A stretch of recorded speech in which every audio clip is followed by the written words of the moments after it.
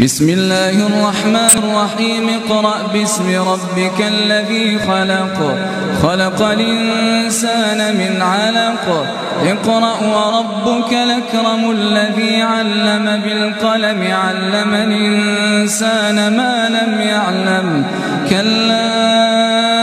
إن الإنسان ليطغى أن رآه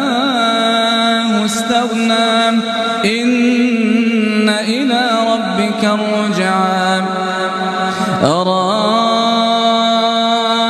الذي ينهى عبدا إذا صلى أرأيت إن كان على الهدى أوامر بالتقوى أرأيت إن كذب وتولى ألم يعلم بأن الله يرى كلا لئن لم ينته لنسفعا